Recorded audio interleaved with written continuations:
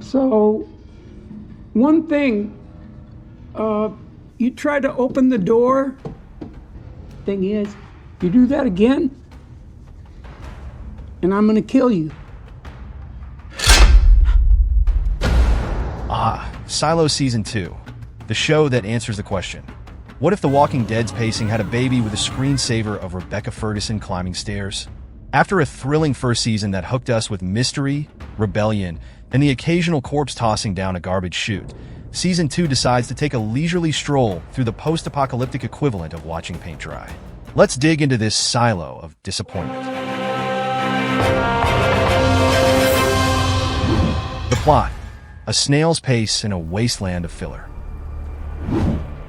The season starts strong for 2 episodes before plummeting into a void of narrative inertia. Juliette, Rebecca Ferguson, still giving 110% to a script that gives her 10%, spends 8 episodes fixing a suit, scavenging duct tape, and debating philosophy with Steve Zahn solo. What happened to your eye? Was that during the rebellion, or? Yeah, that's something I don't like to talk about. A character whose tragic backstory is overshadowed by his ability to make viewers check their watch.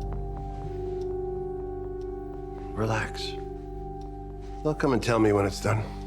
Meanwhile, back in Silo 18, the revolution involves Tim Robbins Bernard glowering menacingly and Common's Robert Sims also glowering. Occasionally, someone mentions the Pact or the Founders, but it's all just dystopian Mad Libs to pad runtime. By episode 6, you'll find yourself screaming, "Just let Juliette go home already!" But no.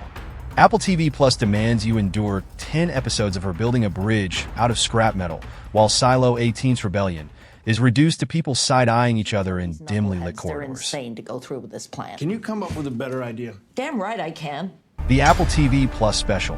Let's make it feel like a book. The streaming era, where every showrunner thinks faithful adaptation means translating every single page of a book into 15 minutes of characters staring pensively at a wall. Silo's second season is a case study in we have 51 silos of lore to explain. So grab a snack and a blanket. Subplots multiply like rats in the lower levels. Shirley and Knox's romance, and Lucas decrypting files only to have Bernard say, "I already knew that." And let's not forget the visually immersive experience of watching Juliette wander through Silo 17's pitch black halls. Apple TV Plus's 4K HDR really shines here. If you squint hard enough, you might see a shadow, maybe 2. Stop! The cast, carrying this show like Juliette carries plot armor. The sole redeeming quality? The actors. Ferguson remains magnetic, even when her character's arc is reduced to a woman who really likes fixing pumps. Steve Zahn injects humor into the bleakness. Oh, there's this great book called 20,000 Leagues Under the Sea. Though his role feels like a discarded Mad Max extra.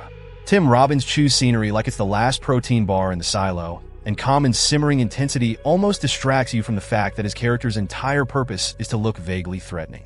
But even their Herculean efforts can't salvage a season that spends more time on Juliette's engineering 101 montages than answering basic questions like, who's poisoning the air?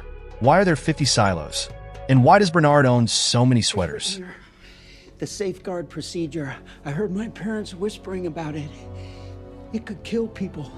The finale. Too little too late, but at least something happens. You're the reason everyone wants to go out. Just when you've accepted your fate as a prisoner of this narrative purgatory, the finale arrives. Explosions, sacrifices, a fire. Juliette almost interacts with another human. It's almost as if the writers remembered they had a plot. But by then, it's like getting a single Skittle after a 10-hour fast. Technically satisfying, but you're too exhausted to care. You're gonna come back, right? Verdict. A slog worth skipping, unless you're a masochist. Father of Anthony. Silo Season 2 is what happens when a show mistakes slow burn for eternal combustion. It's a bloated, meandering mess that could have been a tight movie, but instead became a testament to streaming's obsession with quantity over quality. If you're desperate to know how it ends, just watch episodes 1, 2, and 10, and let your imagination fill in the rest with people walking slowly. Here's hoping Season 3 learns to sprint instead of crawl, or at least install some brighter lights.